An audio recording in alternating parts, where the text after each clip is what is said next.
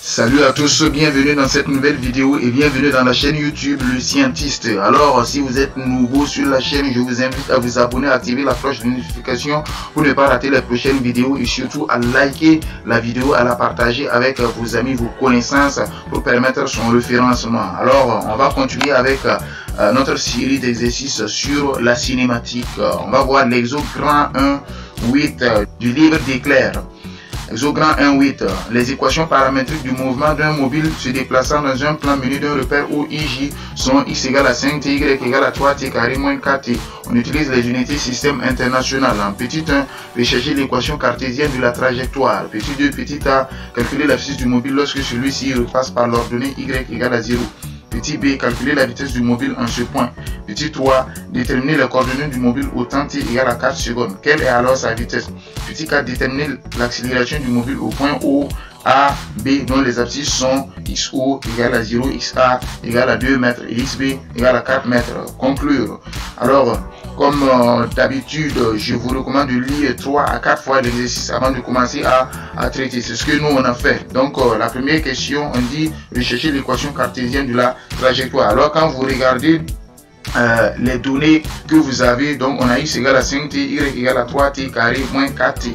Donc au début de l'exercice on a dit quoi? Les équations paramétriques du mouvement d'un mobile se déplaçant dans un repère, dans un plan menu d'un repère OIJ. Donc nous sommes dans un repère OIJ. Donc ça veut dire dans un repère OIJ on a deux axes, l'axe X et l'axe Y. Donc ça veut dire que si on a un point dans ce repère, ce point a pour coordonnées X, Y. Donc ici nous avons un mobile qui se déplace dans ce repère. Donc on va représenter le mobile par le point M et le point M aura pour coordonnées X, Y. Donc pour trouver l'équation cartésienne de la trajectoire de ce point, on va tirer le temps au niveau de l'abscisse. On tire le temps au niveau de l'abscisse et on remplace le temps au niveau de l'ordonnée. Donc c'est ce qu'on va faire. Donc on a x égale à 5t, cela implique que t égale à x sur 5, d'où y égale à 3 facteurs de x sur 5 au carré moins 4 facteurs de x sur 5.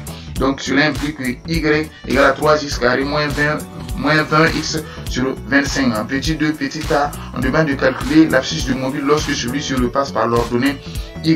Donc ici on a posé une condition, on dit lorsque celui-ci repasse par l'ordonnée y, alors que nous on avait déjà tiré l'équation cartésienne de la trajectoire. Donc nous on va tout simplement poser y égale à 0, cela implique que 3x carré moins 20x sur 25 égale à 0. Donc et à partir de là on va tirer x. Donc vous remarquerez que ici on a une équation du second degré. Donc on a 3x carré moins 20x égale à 0. Cela implique que x facteur de 3x moins 20 égale à 0. X égale à 0, x égale à 20 tiers. Donc x égale à 0 correspond à t égale à 0. Nous on n'est pas à t égale à 0. Donc la réponse est x égale à 20 tiers qui est égal à 6,67 mètres. En petit b, on demande de calculer la vitesse du mobile en ce point. Alors pour pouvoir trouver la vitesse du mobile en ce point, on va tirer le temps. On va tout d'abord tirer le temps puisque en ce point y égale à 0 et x égale à 6,67 mètres. Avec la donnée x égale à 6,67 mètres, on peut avoir le temps. On va tirer le temps pour pouvoir trouver la vitesse. Donc on a x égale à 5t, cela signifie que t égale à x sur 5, donc ça fait 6,67 sur 5. Donc on a le temps t égale à 1,334 secondes. Donc et pour pouvoir avoir la vitesse, qu'est-ce qu'on va faire? On va dériver la position par rapport au temps. Donc je vous ai dit que les coordonnées qui sont là sont les coordonnées d'un point M, et donc c'est les coordonnées d'un point M, mais ça peut aussi être les coordonnées d'un vecteur, le vecteur OM qui est représenté par x et y. Donc qu'est-ce que nous on va faire pour pouvoir avoir la vitesse? On va dériver la position par rapport au temps. Donc on a v égale à la dérivée de x par rapport au temps qui est égal à 5, dérivée de y par rapport au temps qui est égal à 6t moins 4. Donc on a v et les équations horaires de la vitesse. Donc on a vx égale à 5 et vy égale à 6t moins 4t.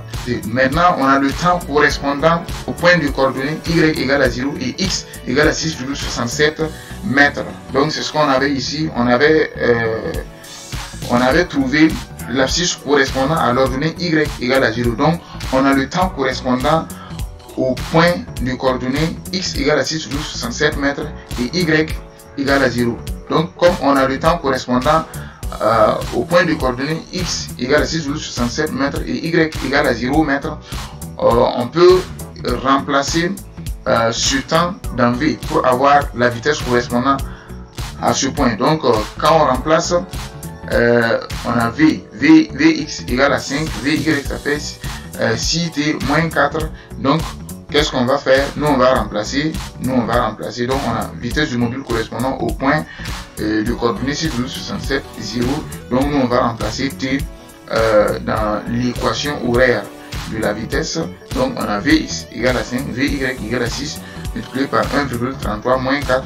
Donc finalement on a v de coordonnées vx égale à 5 et vy égale à 4. Quand on calcule la vitesse, donc ça c'est les coordonnées de la vitesse. Quand on calcule la norme de la vitesse, ça fait v égale à la racine carrée de 5 au carré plus 4 au carré égale à 6,4 mètres par seconde. En petit 3, on demande de déterminer les coordonnées du mobile au temps t égale à 4 secondes. Alors, pour pouvoir trouver les coordonnées du mobile au temps t égale à 4 secondes, on prend les équations horaires de la position et on remplace t par 4 secondes. Donc ici, on a x égale à, donc voici les équations horaires du mobile. Donc on prend ces équations horaires, on remplace t par 4. Donc on a x égale à 5 fois 4, y égale à 3 fois 4 au carré moins 4 fois 4.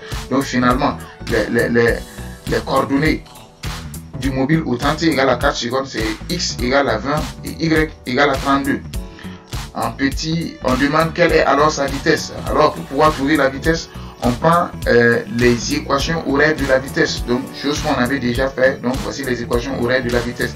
Donc v a pour coordonnées vx égale à 5 et vy égale à 6t moins 4. Donc on prend les équations horaires de la vitesse et on remplace t par 4. Donc c'est ce qu'on a fait ici. La vitesse correspondant au temps t égale à 4 secondes. Donc on a v de coordonnées vx égale à 5 et vy égale à 6 fois 4. Donc on remplace le temps t égale à 4 secondes, on remplace t par 4 secondes. Donc vx égale à 5 puisque là-bas c'est une constante, vy égale à 6 fois 4 moins 4. Donc finalement on a v de coordonnées 5 et 20. Et pour avoir la vitesse correspondante, on calcule la norme de la vitesse. Donc ça c'est les coordonnées du vecteur vitesse. Donc on calcule la norme de la vitesse. V égale à la racine carrée de vx carré plus vy carré égale à la racine carrée de 5 au carré plus 20 au carré. V égale à 20,61 mètres par seconde. En petit 4, déterminer l'accélération du mobile au point O, A, B. Alors pour pouvoir avoir l'accélération du mobile, on va d'abord trouver les équations horaires de l'accélération. Donc pour cela, qu'est-ce qu'on va faire?